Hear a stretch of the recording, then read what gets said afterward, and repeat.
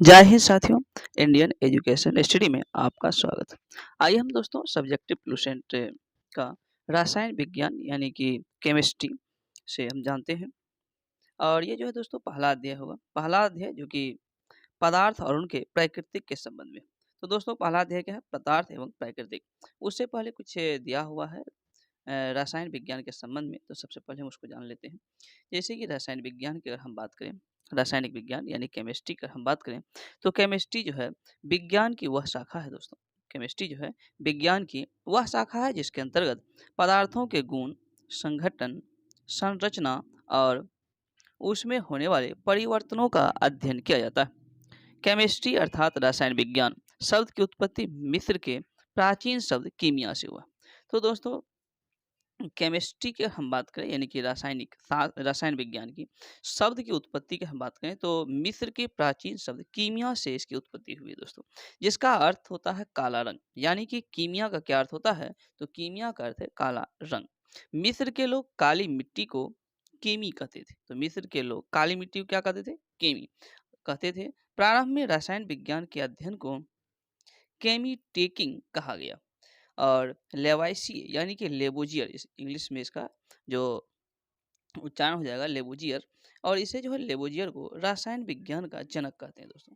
यानी कि केमिस्ट्री का जो पिता हो जाएगा रसायन विज्ञान का जनक, वो हो जाएगा लेबोजियर। तो दोस्तों पहला अध्याय की ओर बढ़ते हैं। पहला अध्याय दिया हुआ है पदार्थ और उनकी प्रकृति। तो पहला अध्याय क्या है? पदार्थ एवं उनकी प्रकृति। पदार्थ की अगर हम बात करें दोस्तों, पदार्थ की, तो दुनिया की कोई भी वस्तु जो स्थान घेरती हो, जिसका द्रव्यमान होता हो और जो अपनी संरचनाओं में परिवर्तन का विरोध करती हो, उसे ही दोस्तों पदार्थ कहते हैं। उदाहरण के लिए जल, हवा, बालू। तो पदार्थ का एग्जाम्पल क्या हो जाएगा? जल, हवा और बालू। प्रारंभ में भारतीयों और यूनानियों का अनुमान था कि प्रकृति की सारी वस्तुएं पांच तत्वों के संयोग से बनी है। और ये जो है दोस्तों पांच तत्व है वो क्षितिज हो जाएगा, जल, पावक, गगन और समीर। यानी कि प्राचीन समय की अगर हम बात करें तो उस समय भारतीयों और यूनानियों का एक अनुमान था कि प्रकृति की सारी जो है वस्तुएं सिर्फ और सिर्फ पांच तत्व से ही मिलकर बना। और इन पांच तत्वों को माना जाता था जैसे कि क्षितिज हो जाएगा, जल, पावक, गगन और समीर। भारत के एक महान ऋषि हुए हैं दोस्तों जिसका नाम है कणाद। तो भारत के महान ऋषि कणाद के अनुसार सभी पदार्थ अत्यंत सूक्ष्म कणों से बने होते हैं, जिसे ही परमाणु कहा गया। तो इसको क्या कहा गया है दोस्तों? परमाणु। अब है दोस्तों पदार्थों का वर्गीकरण। अगर हम बात करें पदार्थों के वर्गीकरण की, तो पदार्थों का जो वर्गीकरण किया गया है, तो सबसे पहले इसको दो भाग में बांटा गया। एक है भौतिक वर्गीकरण और फिर रासायनिक वर्गीकरण। और फिर भौतिक वर्गीकरण की हम बात करें दोस्तों, तो इसे भी कुल तीन भागों में बांटा गया। यानी कि सबसे पहले पदार्थ को कितने भाग में? दो भागों में बांटा गया है, भौतिक वर्गीकरण और रासायनिक वर्गीकरण। भौतिक वर्गीकरण को भी तीन भाग में, ठोस, द्रव और गैस। फिर रासायनिक परिवर्तन की हम बात करें कि रासायनिक वर्गीकरण की हम बात करें तो रासायनिक वर्गीकरण को दो भाग में, शुद्ध पदार्थ और फिर मिश्रण। मिश्रण में हो जाएगा दोस्तों समांगी मिश्रण और फिर विषमांगी मिश्रण। और शुद्ध पदार्थ की हम बात करें तो शुद्ध पदार्थ में हो जाएगा तत्व और यौगिक। यौगिक को भी दो भाग में बांटा गया और फिर तत्व को। तो यौगिक हो जाएगा कार्बनिक यौगिक और अकार्बनिक यौगिक। तत्व की हम बात करें धात्विक और अधात्विक। तो ये था दोस्तों पदार्थों के वर्गीकरण। अब सभी को बारी बारी से हम जानते हैं। पहला है दोस्तों ठोस, जिसको इंग्लिश में सॉलिड कहते हैं। तो ठोस की अगर हम बात करें तो पदार्थ की वह भौतिक अवस्था, यानी पदार्थ की वह भौतिक अवस्था जिसका आकार एवं आयतन दोनों निश्चित हो, उसे ही दोस्तों ठोस कहते हैं।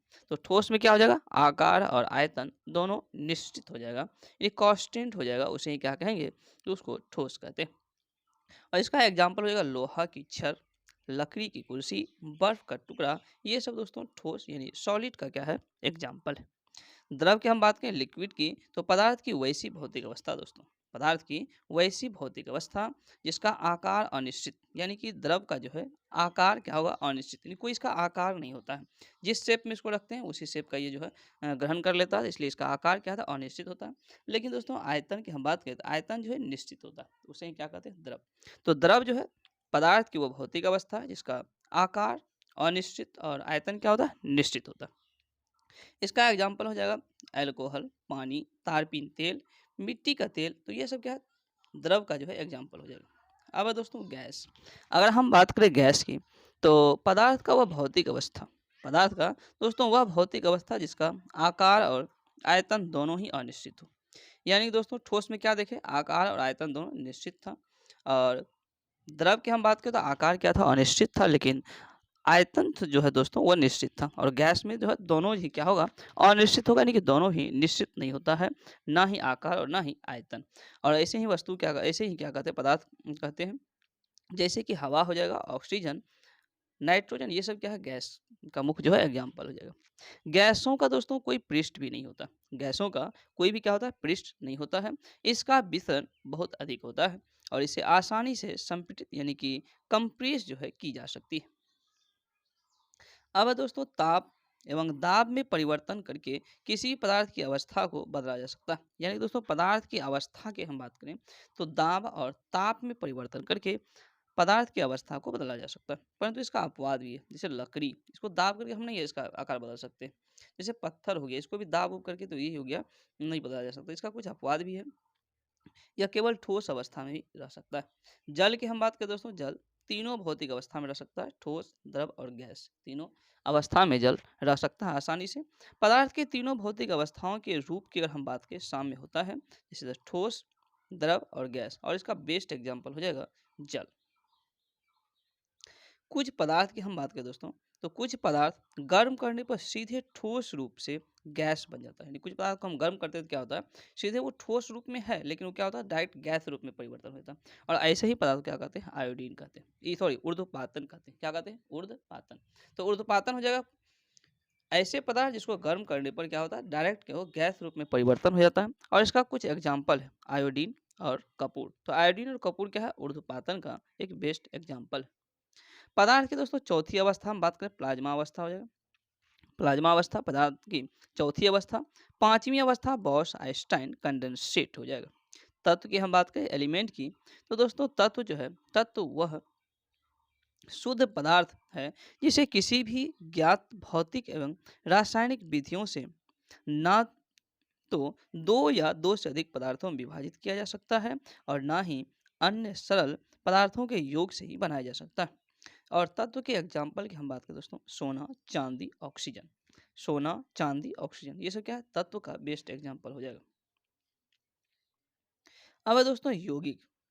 और को जानने से पहले हम जानते हैं पृथ्वी पर पाए जाने वाले प्रमुख तत्व और उनका प्रतिशत।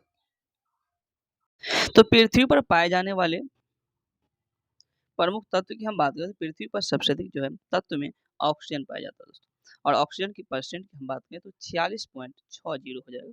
हालांकि दूसरा जो नंबर पर आता है वो है सिलिकॉन, जो कि 27.72।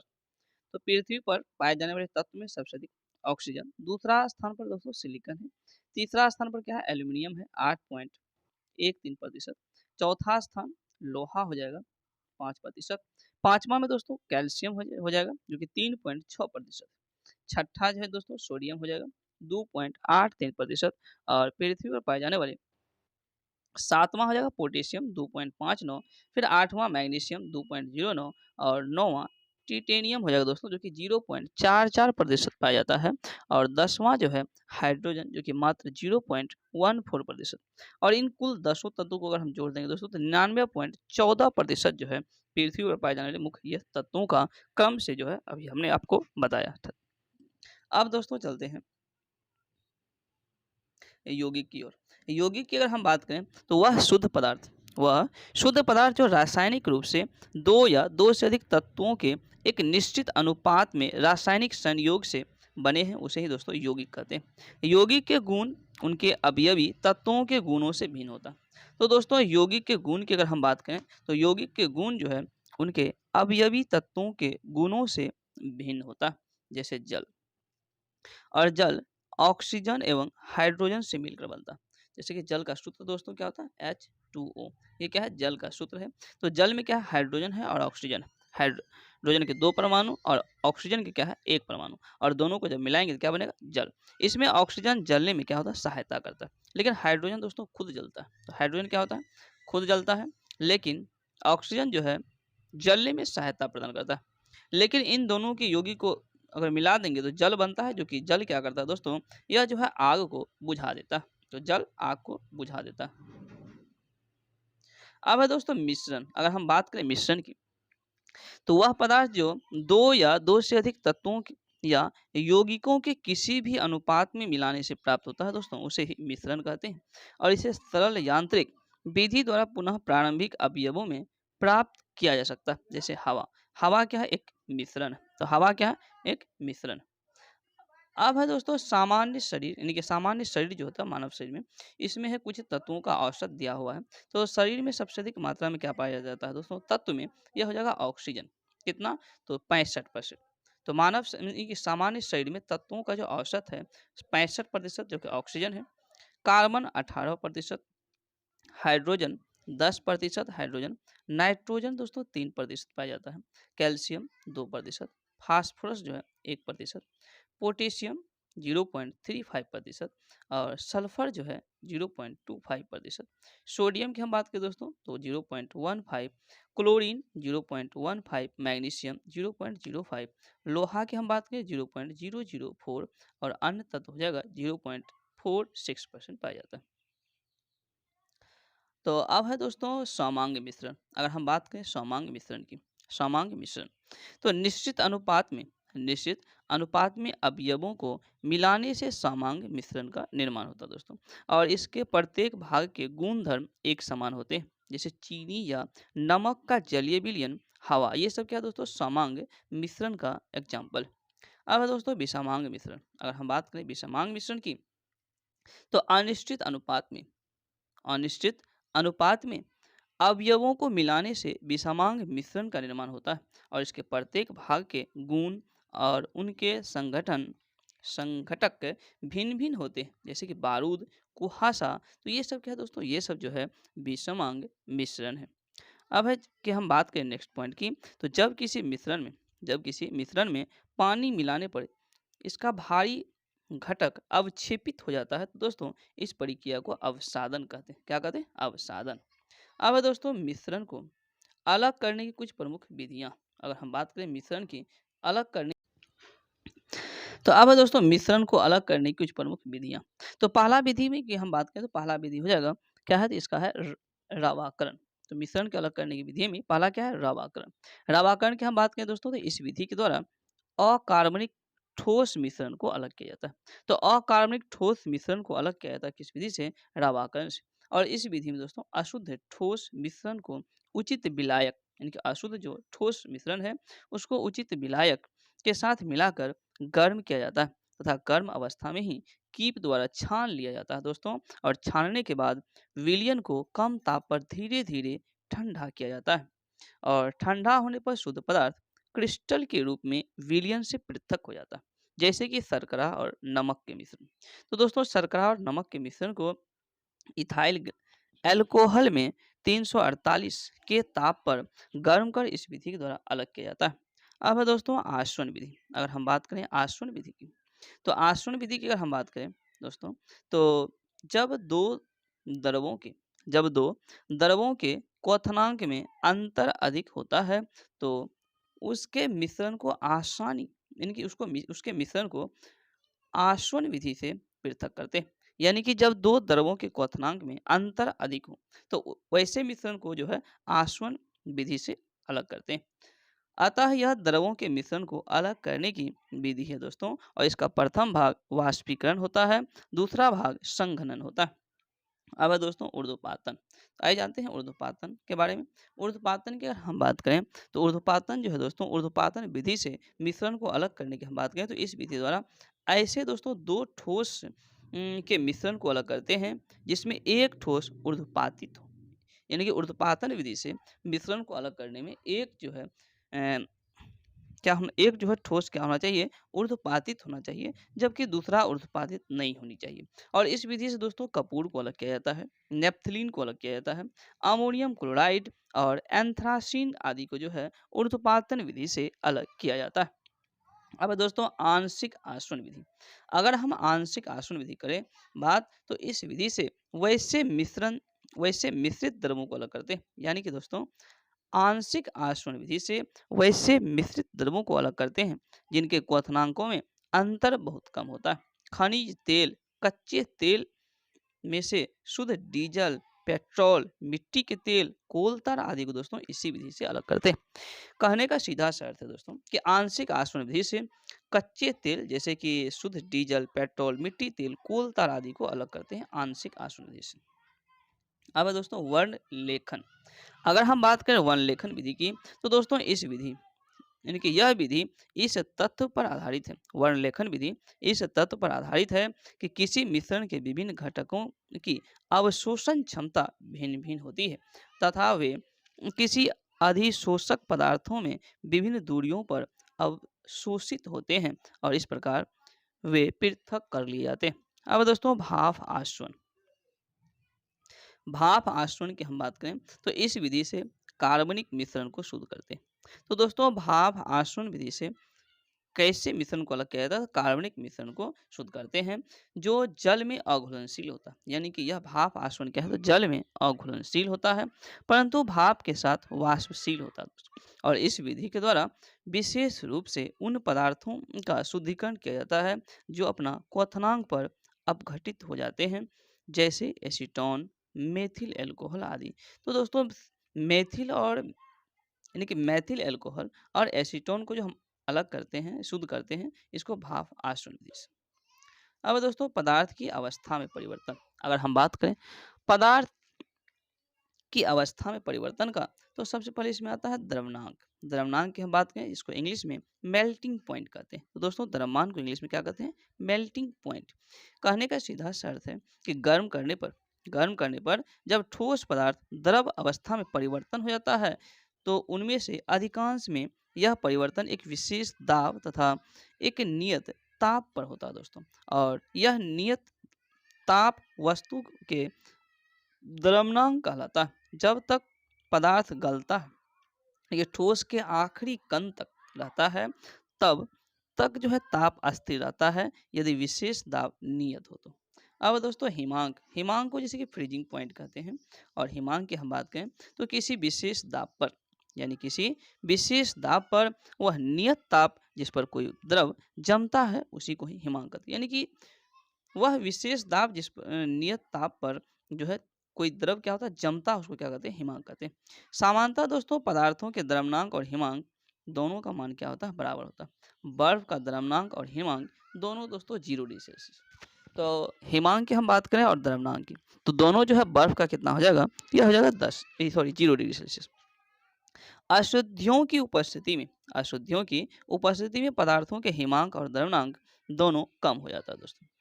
अब है द्रव्यमानांक पर दाब का प्रभाव। अगर हम बात करें द्रव्यमानांक पर दाब के प्रभाव का, तो उन पदार्थों के द्रव्यमानांक दाब बढ़ने पर बढ़ जाते हैं जिनका आयतन गलने पर घट जाता है। यानी कि दोस्तों द्रव्यमानांक पर दाब के प्रभाव की हम बात करें तो उन पदार्थों के द्रव्यमानांक दाब बढ़ाने पर बढ़ जाते हैं जिनका आयतन गलने पर बढ़ जाता है। और इसका एग्जाम्पल मोम और तांबा है। दूसरा पॉइंट की हम बात करें तो उन पदार्थों का द्रव्यमानांक दाब बढ़ाने क्या होगा? घट जाता है जिनका आयतन गलने पर घट जाता है, जैसे बर्फ, ढलवा, लोहा हो जाए। अब है दोस्तों गलने तथा जमने में आयतन में परिवर्तन, यानी गलने तथा जमने पर आयतन में क्या परिवर्तन होता है उसके संबंध में जानते हैं। अगर हम बात करें क्रिस्टलीय पदार्थ में, तो क्रिस्टलीय पदार्थ में दोस्तों क्रिस्टलीय पदार्थ में से अधिकांश पदार्थ गलने पर आयतन क्या होता है? बढ़ जाते हैं। और ऐसी ही दशा में ठोस अपने ही गले हुए द्रव में क्या होता है दोस्तों? डूब जाता है। दूसरा पॉइंट की हम बात करें ढला हुआ लोहा, बर्फ, एंटीमनी, बिस्मथ, पीतल आदि गलने पर आयतन में सिकुड़ते।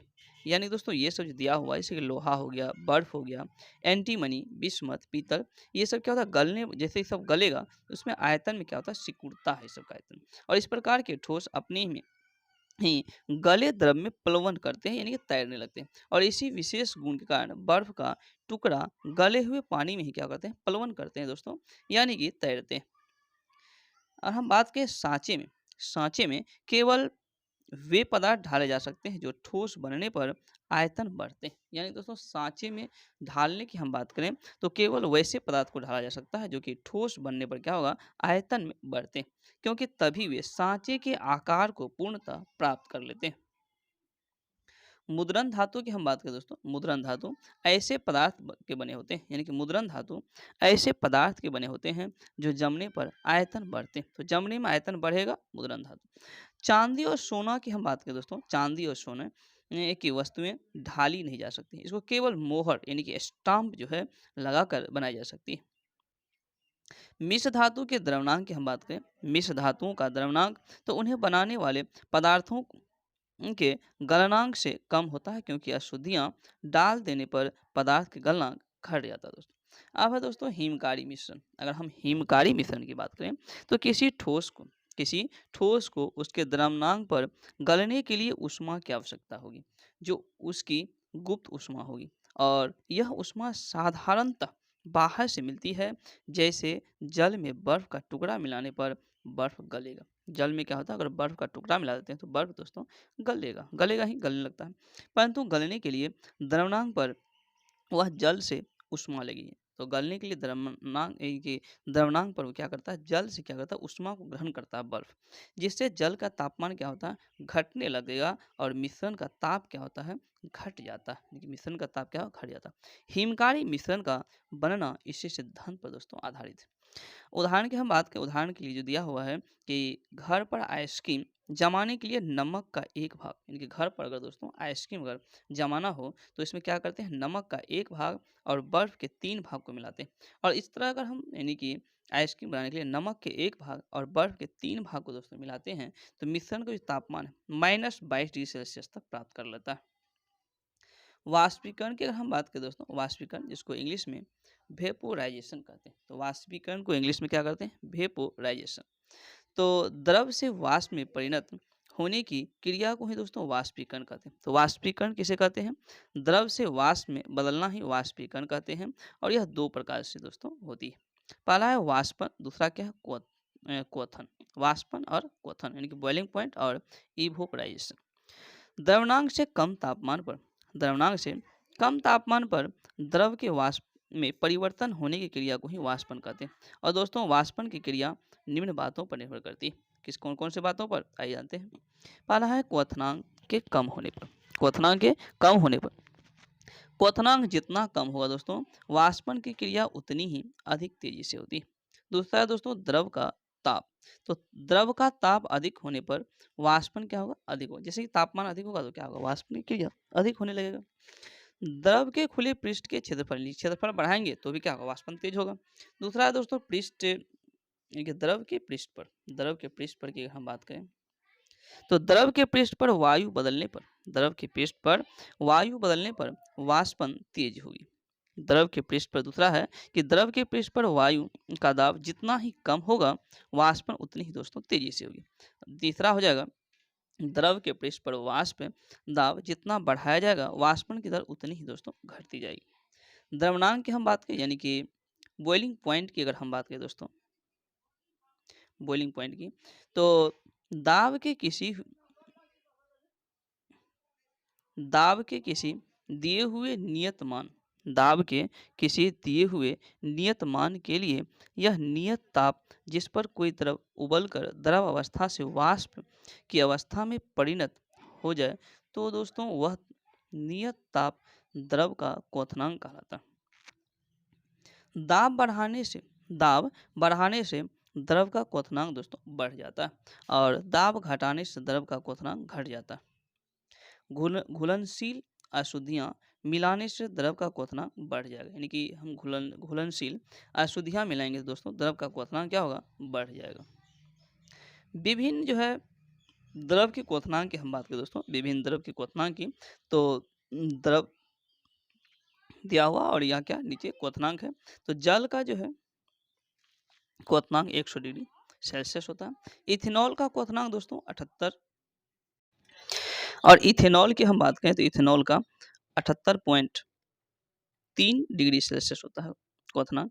क्लोरोफॉर्म का दोस्तों 62 डिग्री सेल्सियस क्वथनांक हो जाएगा एसीटोन का 46 डिग्री सेल्सियस। तो ये था दोस्तों विभिन्न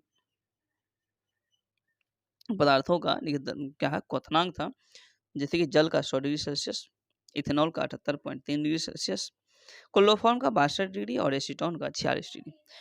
तो दोस्तों पहला जो अध्याय है, पहला अध्याय रसायन शास्त्र यानी कि जो रसायन शास्त्र यानी केमिस्ट्री का यहाँ पर संपन्न होता। तो दोस्तों अगर ये वीडियो आपको पसंद है तो कृपया इसे वीडियो को लाइक करें, चैनल पर अगर आप नए हैं चैनल को सब्सक्राइब करें और वीडियो अपने दोस्तों में शेयर करें। Thank you.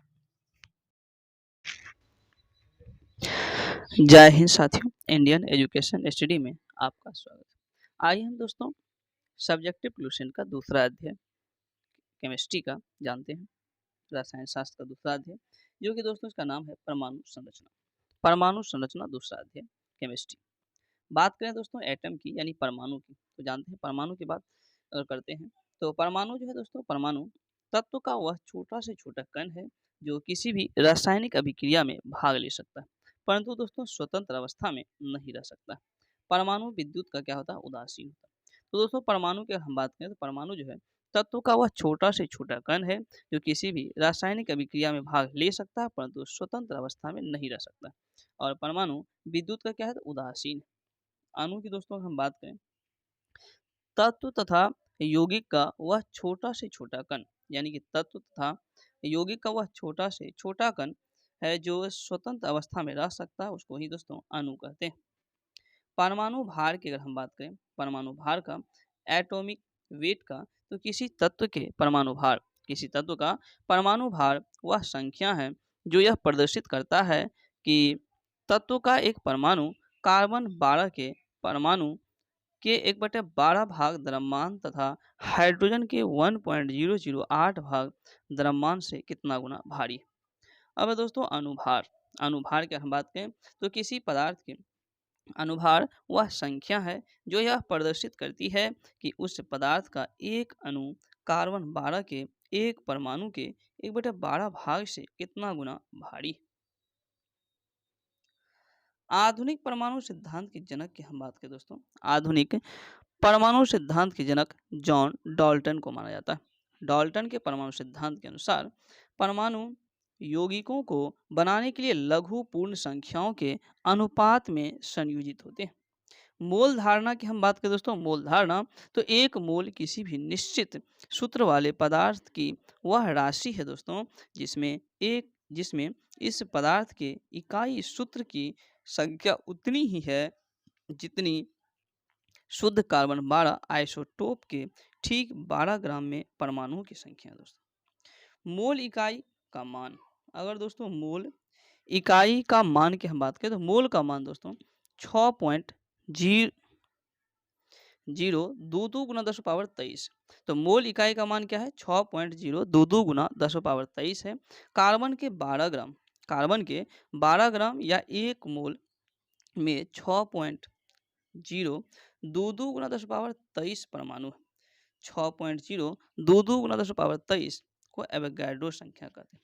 तो दोस्तों मोल इकाई का मान की हम बात करें तो इसमें क्या होता है, मोल का मान जो है 6.022 गुना 10^23 होता है। और एवोगाड्रो संख्या की मान जो कि बार बार एग्जाम में पूछा जाता है, तो एवोगाड्रो की जो मान है दोस्तों 6.022 गुना 10^23। मोल संख्या एवं द्रव्यमान दोनों का प्रतीक है दोस्तों। मोल संख्या क्या है, मोल संख्या एवं द्रव्यमान दोनों का क्या प्रतीक है। सन 1967 में मोल को इकाई के रूप में दोस्तों स्वीकार किया गया था। तो मोल को इकाई के रूप में कब स्वीकार किया गया था, 1667 ईस्वी में दोस्तों। 20वीं शताब्दी में आधुनिक खोजों के परिणाम स्वरूप जे थॉमसन, रदरफोर्ड, चैडविक आदि वैज्ञानिकों ने सिद्ध कर दिया कि दोस्तों परमाणु क्या है, विभाज्य है। पहले ऐसा माना जाता था कि परमाणु क्या है, विभाज्य नहीं है, लेकिन 20वीं शताब्दी में थॉमसन, रदरफोर्ड, चैडविक आदि वैज्ञानिकों ने सिद्ध कर दिया कि क्या है, परमाणु एक विभाज्य है दोस्तों। परमाणु क्या है, विभाज्य। और मुख्यतः 3 मूल कणों से मिलकर बना है परमाणु। तो दोस्तों परमाणु कितने कणों से मिलकर बना है, तो 3 मूल कण। ये 3 कण कौन कौन से हैं, तो ये हो जाएगा इलेक्ट्रॉन, प्रोटॉन और न्यूट्रॉन।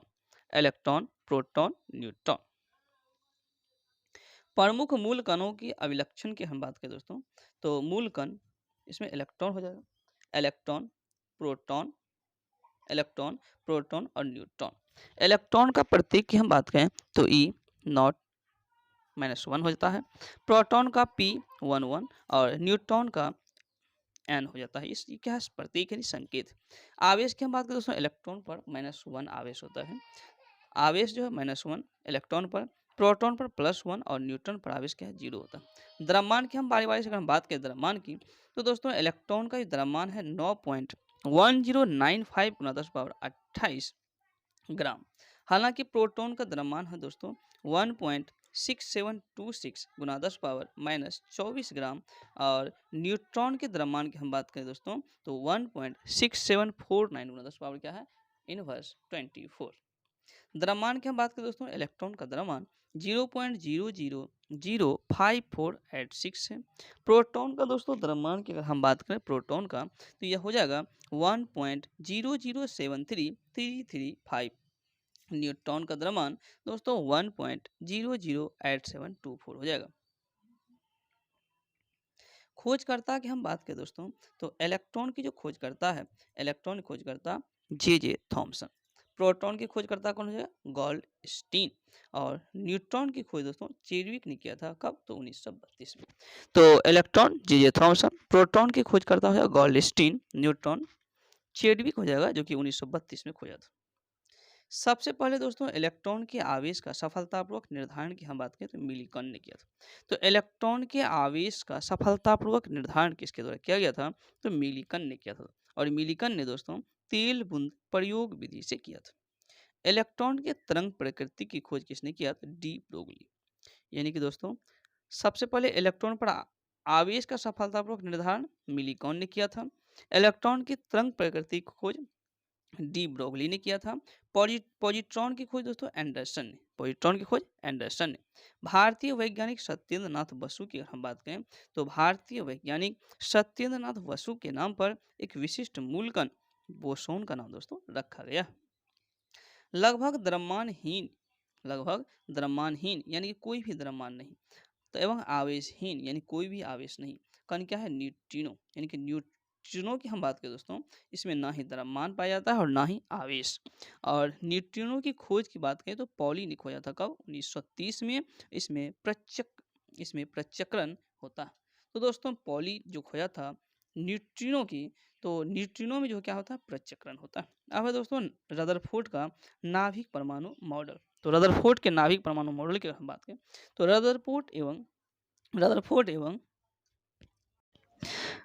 रदरफोर्ड एवं उसके विद्यार्थियों हेंस गीगर और अनरेस्ट मार्सडेन ने सोने की बहुत ही पतली पत्ती पर अल्फा कणों की दोस्तों बौछार कर परमाणु का नाभिकीय मॉडल प्रस्तुत किया। और इस मॉडल के अनुसार परमाणु का धनावेश तथा अधिकांश द्रव्यमान एक अति अल्प क्षेत्रों में केंद्रित था। परमाणु के इस अति अल्प भाग को ही दोस्तों रदरफोर्ड ने क्या नाभिक कहा। रदरफोर्ड ने गणना करके दिखाया, रदरफोर्ड ने दोस्तों गणना करके दिखाया कि नाभिक का आयतन परमाणु के कुल आयतन की तुलना में अत्यंत क्या है? कम यानी नगण्य होता है। परमाणु की जो है त्रिज्या की बात करें दोस्तों 10 मीटर। तो परमाणु की त्रिज्या क्या होता है दोस्तों? 10 मीटर, जबकि नाभिक की त्रिज्या 10 15 मीटर। तो दोनों याद रखेंगे, परमाणु और नाभिक। तो परमाणु की त्रिज्या 10 मीटर, नाभिक की त्रिज्या 10 15 मीटर। नाभिक के चारों ओर इलेक्ट्रॉन वृत्ताकार पथों, जिन्हें कक्षा यानी ऑर्बिट कहा जाता है दोस्तों, उसमें तेजी से घूमता है। इलेक्ट्रॉन और नाभिक आपस में आकर्षण के अस्थिर विद्युत बलों द्वारा क्या होते हैं दोस्तों? बंधे होते हैं। अब है दोस्तों रदरफोर्ड मॉडल के दोष। तो रदरफोर्ड मॉडल जहाँ दिया गया था उसमें कुछ दोष भी पाया गया था, तो उस दोष के बारे में हम दोस्तों जानेंगे। तो रदरफोर्ड परमाणु मॉडल किसी दोस्तों परमाणु के अस्थायित्व की व्याख्या नहीं किया। यानी कि रदरफोर्ड जो दोस्तों परमाणु का मॉडल दिया, उससे क्या हुआ? परमाणु के अस्थायित्व की व्याख्या नहीं हो पाई। दूसरा पॉइंट की हम बात करें दोस्तों, यह मॉडल इलेक्ट्रॉनिक संरचना के बारे में कुछ भी वर्णन नहीं किया। अर्थात इससे यह पता नहीं चलता है कि इलेक्ट्रॉन नाभिक के चारों ओर किस प्रकार विद्यमान है और इसकी ऊर्जा दोस्तों क्या है। परमाणु क्रमांक की अगर हम बात करें दोस्तों, परमाणु क्रमांक तो किसी तत्व के किसी तत्व के परमाणु के नाभिक में उपस्थित प्रोटॉनों की संख्या को दोस्तों परमाणु क्रमांक कहते हैं। द्रव्यमान संख्या की हम बात करें दोस्तों, द्रव्यमान संख्या तो किसी परमाणु के नाभिक में उपस्थित प्रोटॉनों और न्यूट्रॉनों की संख्या के योग को ही दोस्तों उससे परमाणु का क्या कहते हैं, द्रव्यमान संख्या कहते हैं। अर्थात दोस्तों द्रव्यमान संख्या बराबर क्या होता है, प्रोटॉनों की संख्या प्लस न्यूट्रिनो की संख्या। यानी कि दोस्तों द्रव्यमान संख्या प्रोटॉनों की संख्या और न्यूट्रॉनों की संख्या क्या होता है, दोनों के योग के बराबर होता है।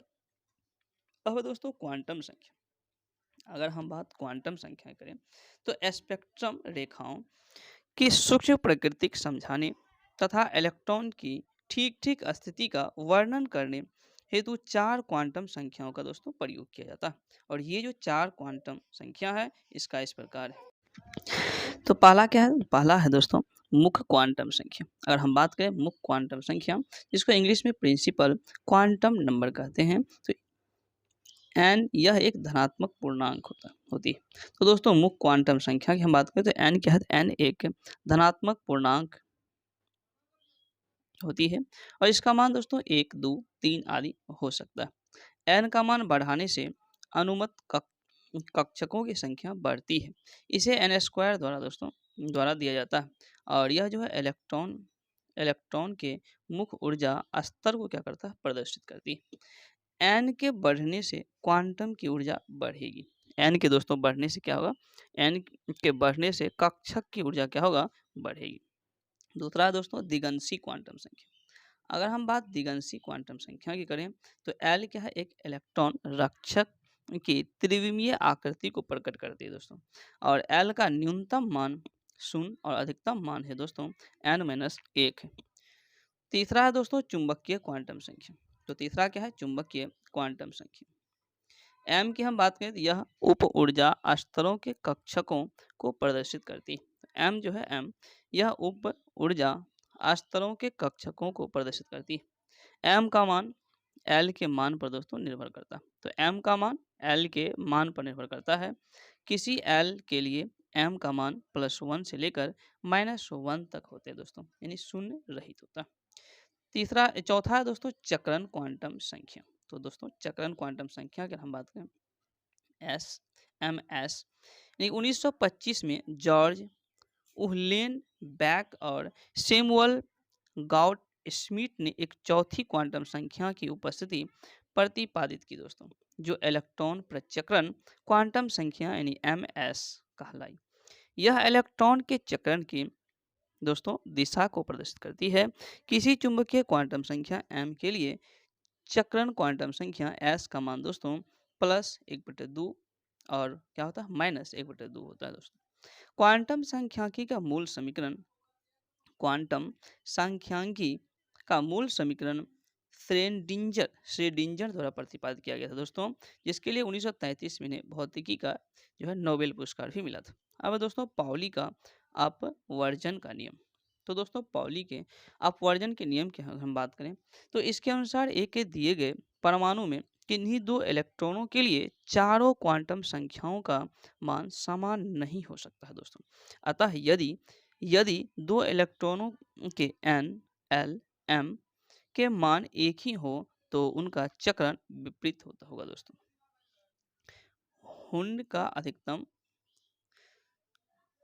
का अधिकतम बहुलता का नियम। तो दोस्तों हुंड के अधिकतम बहुलता के नियम की हम बात करें तो इसके अनुसार इलेक्ट्रॉन तब तक युग्मित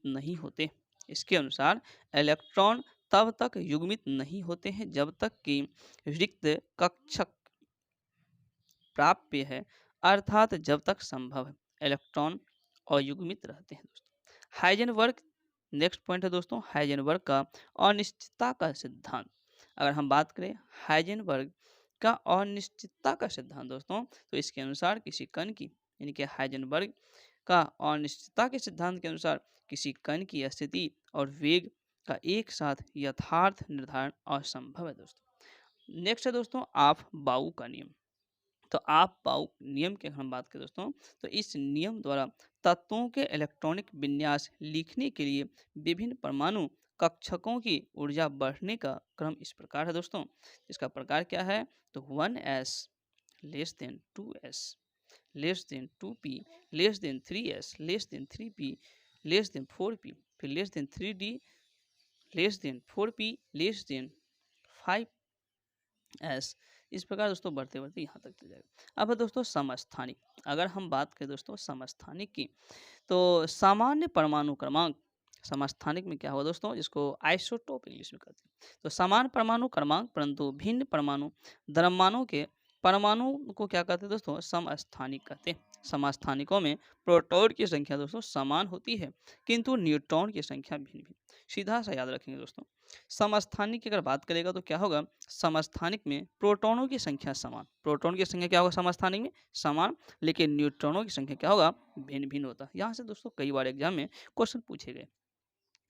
जैसे कि हम बात करें तो 99.985% हाइड्रोजन परमाणु में एक प्रोटॉन होता है दोस्तों, जिसे प्रोटियम यानी कि 1H1 कहते हैं। शेष हाइड्रोजन परमाणु में दो समस्थानिक होते हैं, ड्यूटेरियम 1H2 और 1D2 0.015%, जिसमें एक प्रोटॉन एक न्यूट्रॉन होता है दोस्तों।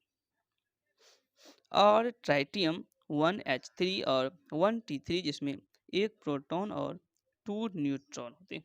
यह दोस्तों पृथ्वी में लेस मात्रा में पाया जाता है। रासायनिक अभिक्रिया के सभी जो है समस्थानिक एक साथ दोस्तों व्यवहार करते हैं, लेकिन इसके भौतिक गुण क्या है, भिन्न है। दोस्तों कुछ समस्थानिक और उसके उपयोग के बारे में यहाँ दिया हुआ है।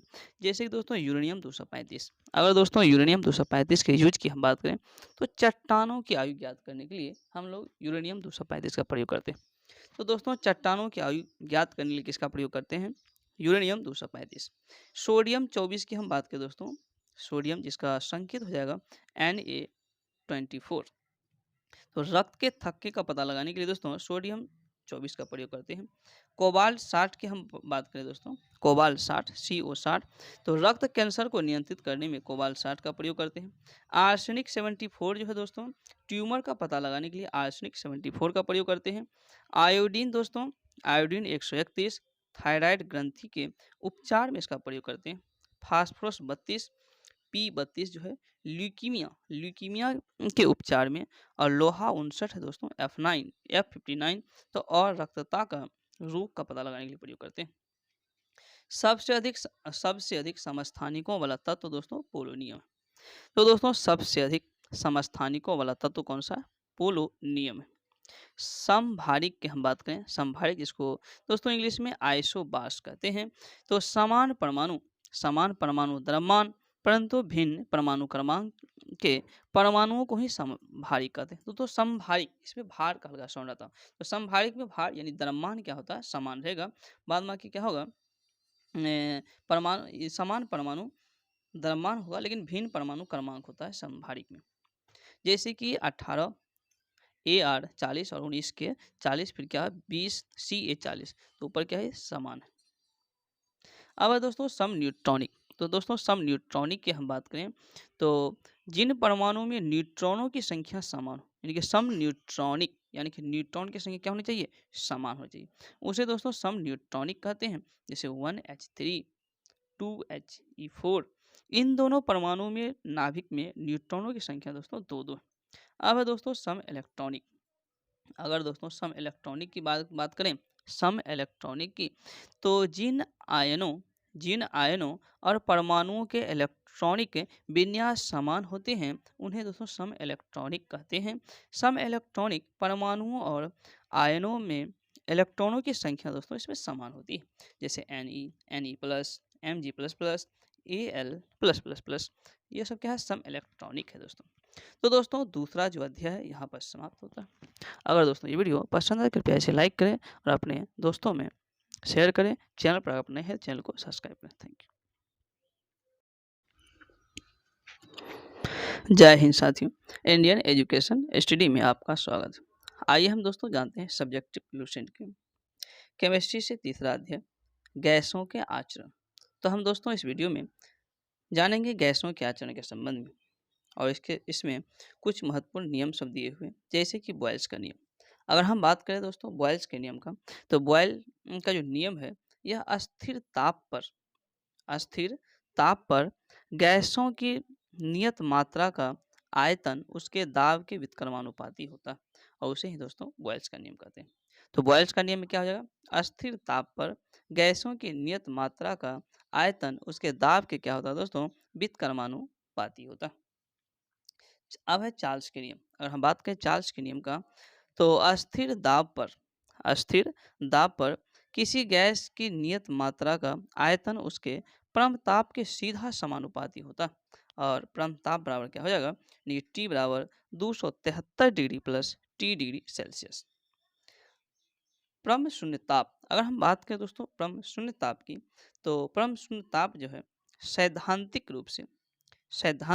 रूप से न्यूनतम संभव तापमान यानी -273 डिग्री सेल्सियस, यानी कि 0 डिग्री केल्विन को ही क्या कहते हैं, परम शून्य ताप कहते हैं। और इस ताप पर दोस्तों सभी गैसों का जो आयतन होता है शून्य हो जाता है। यानी कि परम शून्य ताप पर सभी गैसों का आयतन क्या होता है दोस्तों, तो शून्य हो जाता है। और परम शून्य ताप की हम बात करें तो सैद्धांतिक रूप से जो है न्यूनतम तापमान होता है जो कि -273 डिग्री सेल्सियस होता है, और इससे जो है न्यूनतम तापमान नहीं हो सकता। और केल्विन की हम बात करें 0 डिग्री केल्विन में हो जाएगा परम शून्य ताप। अब है दोस्तों आवोगाड्रो का नियम। अगर हम बात करें आवोगाड्रो के नियम की, तो समान ताप एवं दाब पर सभी गैसों के समान आयतन में अणुओं की संख्या दोस्तों क्या होता है, समान होती है।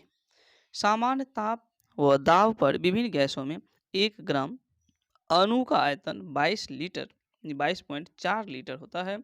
वो इस 22.4 लीटर में 6.022 गुना 10⁻23 अणु होते हैं।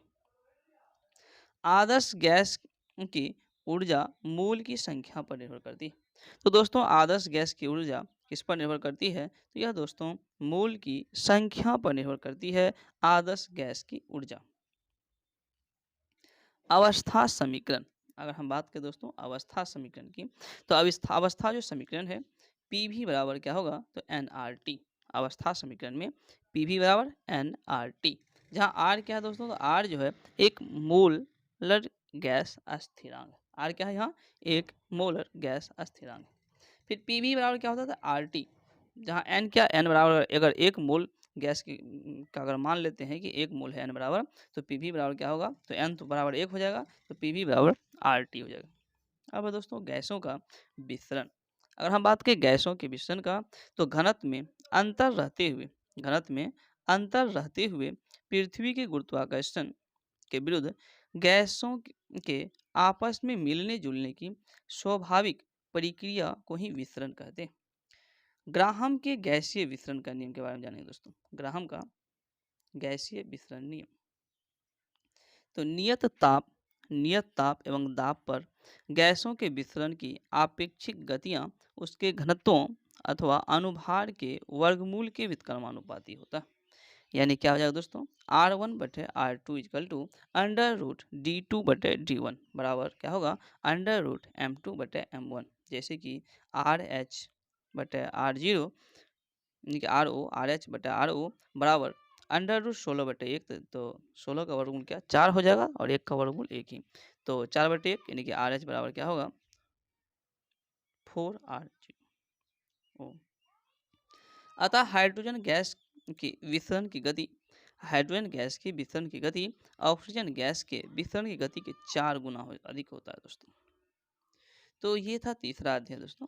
तीसरा अध्याय यहाँ पर संपन्न हुआ। अगर दोस्तों ये वीडियो अगर आपको पसंद आए, कृपया इस वीडियो को लाइक करें, चैनल पर आप नए हैं तो चैनल को सब्सक्राइब करें और अपने दोस्तों में शेयर करें। Thank you. जय हिंद साथियों, इंडियन एजुकेशन स्टडी में आपका स्वागत है।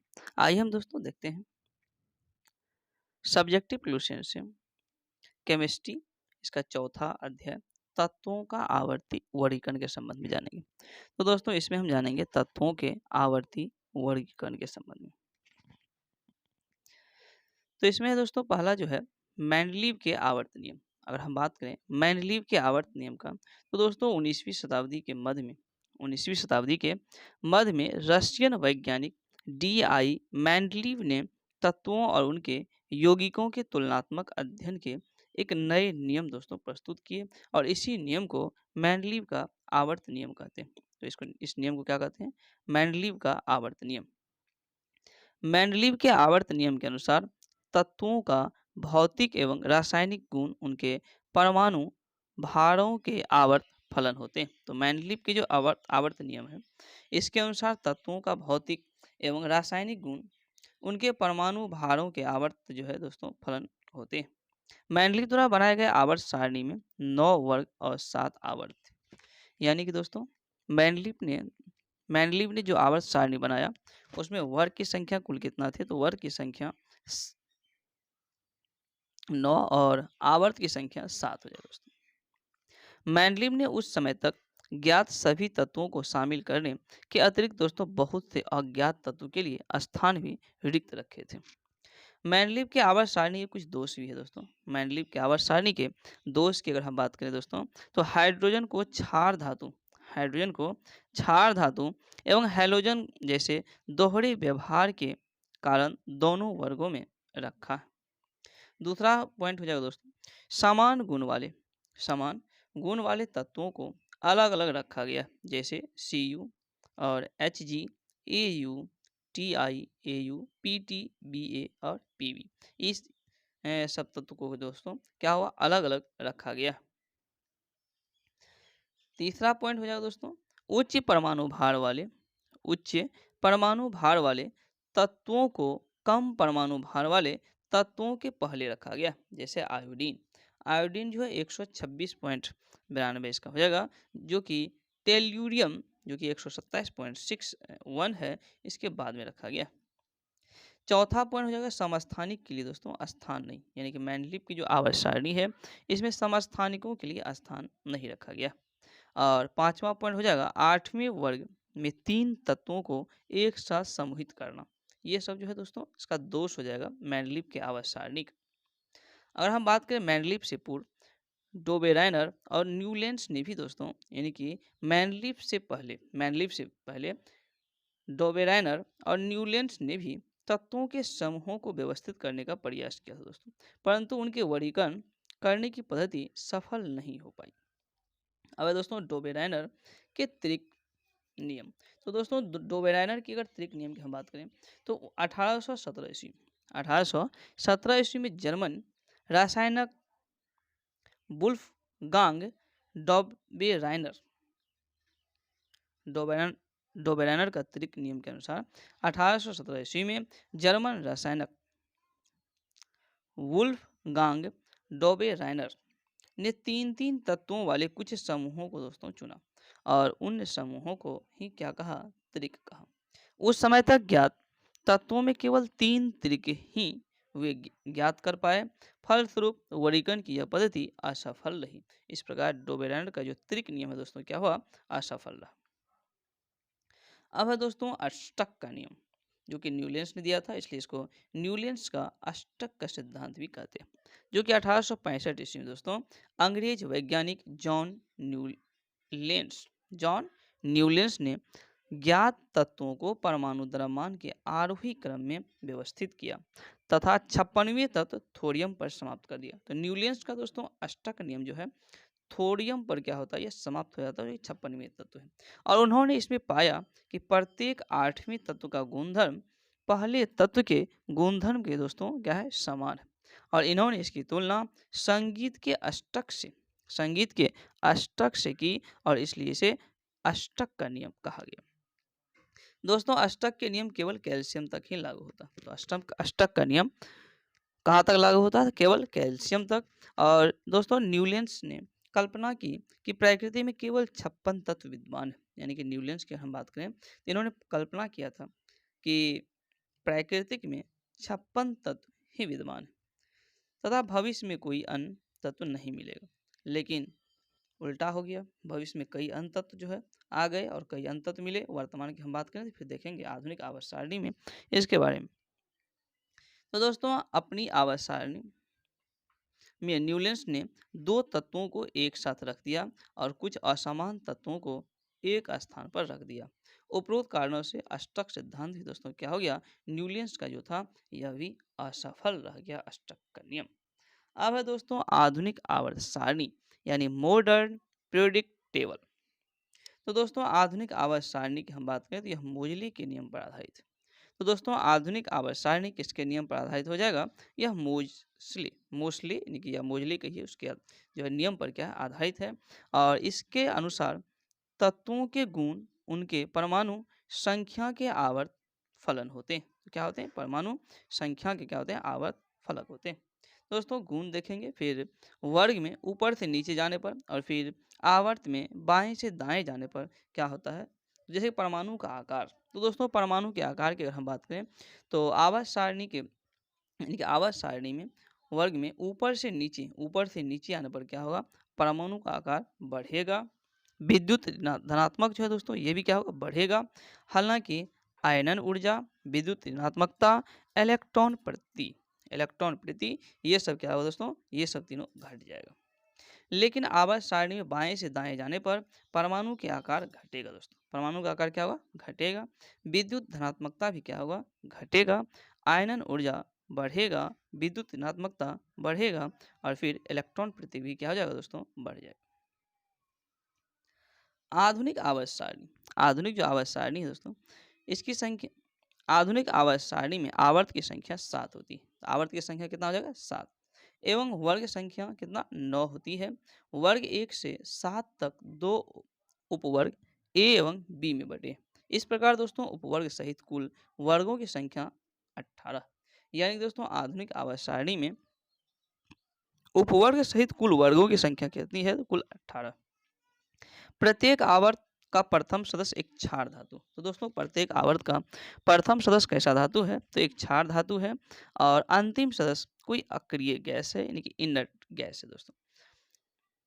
सिर्फ पहले आवर्त का पहला सदस्य हाइड्रोजन है जो कि क्या है दोस्तों? एक अपवाद है।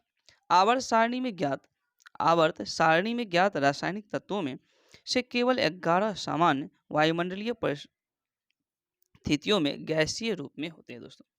आधुनिक आवर्त सारणी में आधुनिक आवर्त सारणी में परमाणु संख्या 57 से 71 तक को लेंथेनॉइड श्रेणी कहते हैं दोस्तों। तो दोस्तों आधुनिक आवर्त सारणी में परमाणु संख्या 57 से 71 तक के क्या कहते हैं? इसको लेंथेनॉइड श्रेणी कहते हैं। और परमाणु संख्या 89 से 103 तक को एक्टिनॉइड श्रेणी कहते हैं। क्या कहते हैं दोस्तों? तो एक्टिनॉइड श्रेणी हो जाएगा। कहाँ से कहाँ तक? 89 से 103 तक, और 57 से 71 तक लेंथेनॉइड श्रेणी। अगर हम बात करें दोस्तों दुर्लभ मृदा आवर्त सारणी में, दुर्लभ मृदा आवर्त सारणी में ज्ञात 118 रासायनिक तत्वों में से 17 तत्वों का एक प्रमुख समूह है दोस्तों। और प्रमुख रूप से लेंथेनॉइड समूह के रासायनिक तत्वों के 15 तत्व और एस्केंडियम और इट्रियम को सम्मिलित रूप में दुर्लभ मृदा धातु के नाम से दोस्तों जानते हैं। दुर्लभ मृदा धातु विभिन्न प्रकार के इलेक्ट्रॉनिक सामानों, disc drives, MP3 players, miniature chargeable batteries, display TV monitor, night vision चश्मा, मोबाइल फोन आदि के निर्माण में विविध रूप से प्रयोग होता है। मिसाइल निर्देश प्रणाली, jet fighter engine, under water mine detectors आदि के निर्माण में भी दोस्तों इसका व्यापक महत्व है। वैश्विक स्तर पर दोस्तों दुर्लभ मृदा निक्षेपों भंडारों के मामलों में चीन का जो है दोस्तों वैश्विक स्तर पर क्या है? पहला स्थान है। उसके बाद क्रमशः ब्राजील, ऑस्ट्रेलिया और भारत, यानी भारत का दोस्तों इस क्रम में चौथा स्थान है। फिर अमेरिका पांचवा और मलेशिया का स्थान। अब है दोस्तों आयनन विभव। अगर हम बात करें आयनन विभव का, तो ऊर्जा की वह न्यूनतम मात्रा दोस्तों, ऊर्जा की वह न्यूनतम मात्रा जो तत्व की एक गैसीय परमाणु की बाह्यतम कक्षा से एक इलेक्ट्रॉन को निकाल बाहर करने के लिए आवश्यक होता है। अब दोस्तों इलेक्ट्रॉन बंधुता, अगर हम बात करें इलेक्ट्रॉन बंधुता का, तो जब उदासीन परमाणु के इलेक्ट्रॉन ग्रहण करता है, जब उदासीन परमाणु एक इलेक्ट्रॉन ग्रहण करता है तो उसके फलस्वरूप उत्पन्न ऊर्जा को ही दोस्तों क्या कहते हैं? इलेक्ट्रॉन बंधुता कहते हैं। वर्ग 7a तत्वों की इलेक्ट्रॉन बंधुता दोस्तों क्या होता है? उच्च होती है। तो वर्ग 7a के तत्वों की इलेक्ट्रॉन बंधुता उच्च होती है। सबसे अधिक दोस्तों इलेक्ट्रॉन बंधुता क्लोरीन की होती है। तो सबसे अधिक इलेक्ट्रॉन बंधुता किसकी? क्लोरीन की। अब दोस्तों विद्युत ऋणात्मकता, अगर हम बात करें विद्युत ऋणात्मकता की, तो दोस्तों किसी तत्व की परमाणु की वह क्षमता जिससे वह साझेदारी की इलेक्ट्रॉन जोड़ी को अपनी ओर खींचती है, उसे उस तत्व की विद्युत ऋणात्मकता कहते हैं दोस्तों। जैसे E बराबर आयनन विभव प्लस इलेक्ट्रॉन बंधुता बटे 5.6। फ्लोरीन की हम बात करें दोस्तों, फ्लोरीन की विद्युत ऋणात्मकता सबसे अधिक होती है। तो सबसे अधिक दोस्तों विद्युत ऋणात्मकता किसकी होगी? यह फ्लोरीन की। निष्क्रिय गैस की हम बात करें दोस्तों, निष्क्रिय गैस, तो निष्क्रिय गैसों का गलनांक निम्न होता है। तो दोस्तों निष्क्रिय गैसों का गलनांक क्या होता है? निम्न होता है। वही वर्ग 4a के तत्वों का गलनांक दोस्तों उच्चतम होता है। आवर्त सारणी में दोस्तों अत्यधिक विद्युत ऋणात्मकता हैलोजन का। तो आवर्त सारणी में अत्यधिक विद्युत ऋणात्मकता दोस्तों किसका? हैलोजन का है। और अत्यधिक विद्युत धनात्मकता क्षार धातुएं उत्कृष्ट गैस द्वारा अलग होते हैं। तो यहाँ पर दोस्तों चौथा जो अध्याय है यहाँ पर समाप्त होता है दोस्तों।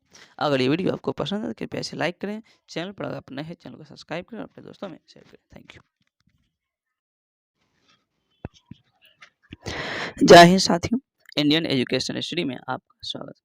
आइए हम दोस्तों जानते हैं सब्जेक्टिव क्वेश्चन से केमिस्ट्री के 5वां अध्याय जो कि रासायनिक बंधन के संबंध। तो ये दोस्तों 5वां अध्याय होगा जो कि रासायनिक बंधन से संबंधित है। पहला पॉइंट दिया हुआ दोस्तों, इलेक्ट्रॉनों के पुनर्वितरण के फलस्वरूप बने बंधन को दोस्तों परमाणु बंधन कहते हैं। तो दोस्तों परमाणु बंधन किसे कहते हैं? तो परमाणु बंधन जो है इलेक्ट्रॉनों के पुनर्वितरण के फलस्वरूप बने बंधन को कहते हैं परमाणु बंधन। परमाणु बंधन दोस्तों 3 प्रकार के होते हैं। तो परमाणु बंधन कितने प्रकार के होते हैं? 3 प्रकार के होते हैं। विद्युत संयोजी बंधन, सहसंयोजी बंधन, उप सहसंयोजी बंधन। तो परमाणु बंधन 3 प्रकार का हो जाएगा।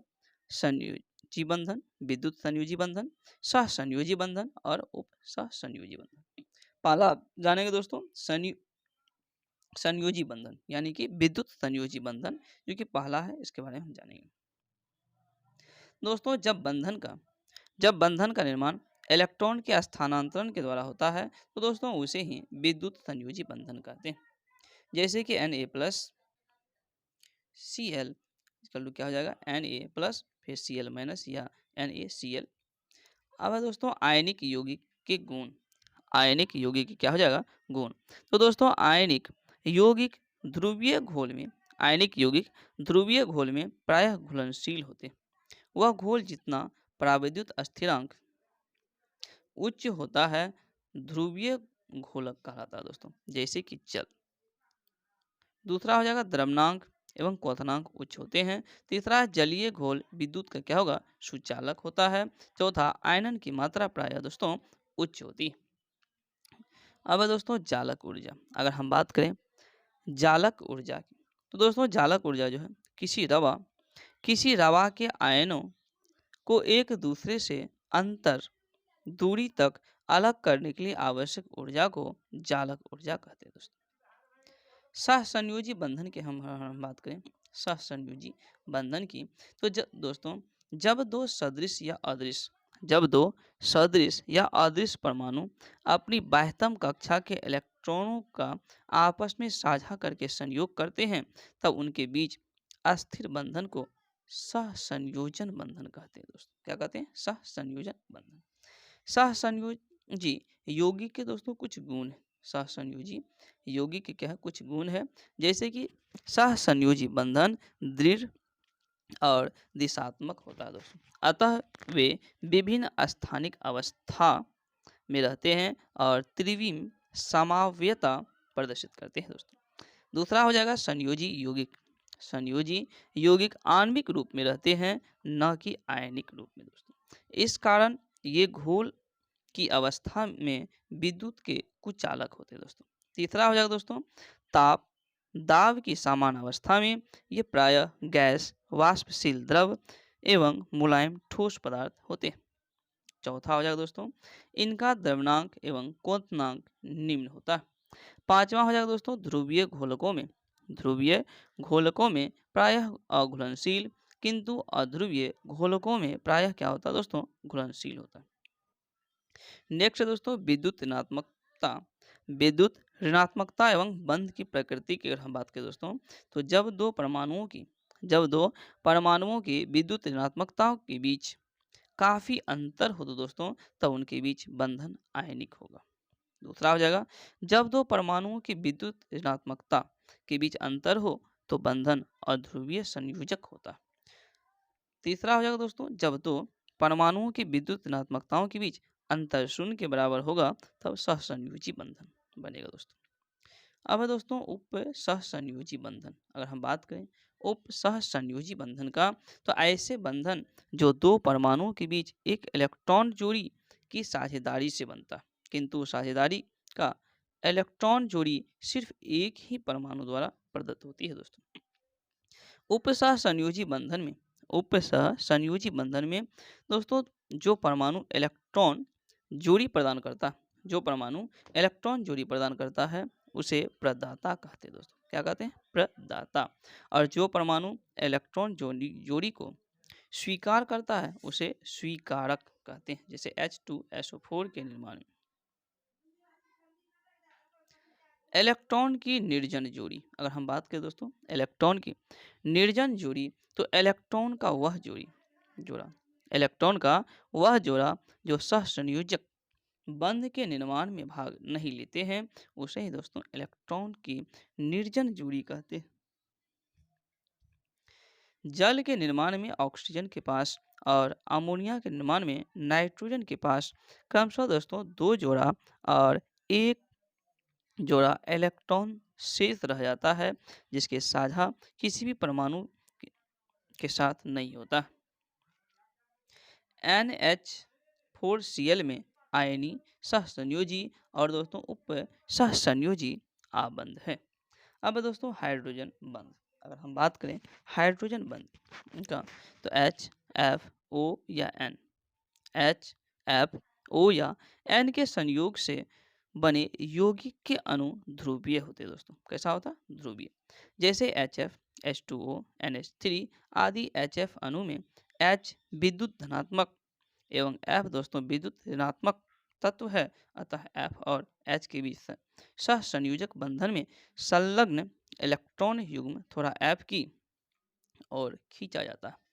अतः दोस्तों F परमाणु पर थोड़ा ऋण आवेश एवं H परमाणु पर थोड़ा धन आवेश आ जाता है। अतः एक HF अणु का विद्युत धनात्मक सिरा दूसरे HF अणु के विद्युत ऋणात्मक सिरे को अपनी ओर दोस्तों खींच लेती है।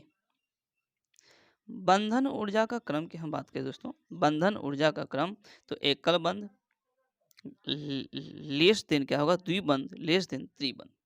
बंध दूरी का क्रम की हम बात करें दोस्तों, तो क्या होगा, एकल बंध ग्रेटर देन द्विबंध ग्रेटर देन त्रिबंध। और तत्वों की क्रियाशीलता की जगह हो जाएगा बात दोस्तों, तत्वों की क्रियाशीलता, तो एकल बंध लेस देन द्विबंध लेस देन त्रिबंध।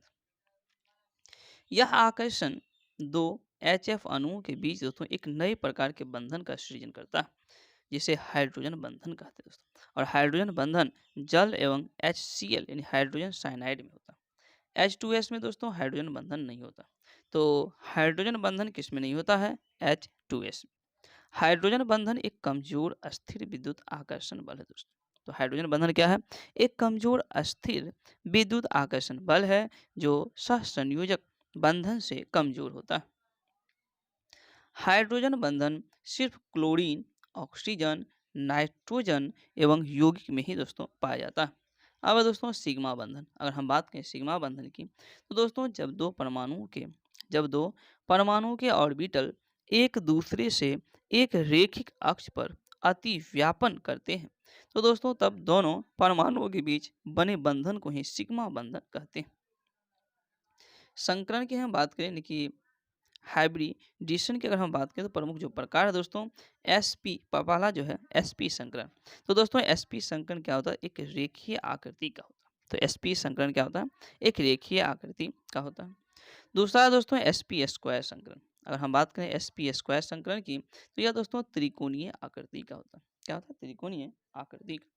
तीसरा है दोस्तों sp-q संकरण। अगर हम sp-q संकरण की बात करें, तो दोस्तों यह त्रिकोणीय पिरामिडीय आकृति का होता है। चौथा है दोस्तों sp-q-d संकरण। तो दोस्तों यह जो है त्रिकोणीय द्विपिरामिडीय आकृति का होता है। पांचवा हो जाएगा दोस्तों sp3d स्क्वायर संकरण। अगर हम बात करें sp3d स्क्वायर संकरण का, तो दोस्तों यह अष्ट फलकीय आकृति का होता है। छठा हो जाएगा दोस्तों sp-q-d-q संकरण, जो कि यह पंचभुजीय द्विपिरामिडीय आकृति का होता है दोस्तों। अब है दोस्तों पाई बंध। अगर हम बात करें दोस्तों पाई बंध की, तो दोस्तों जब दो परमाणुक ऑर्बिटलों के पार्श्व अतिव्यापन होता है, तो दोस्तों तो इससे निर्मित बंधन को ही क्या कहते हैं? पाई बंधन कहते हैं। तो दोस्तों पांचवा जो अध्याय है यहाँ पर समाप्त होता है।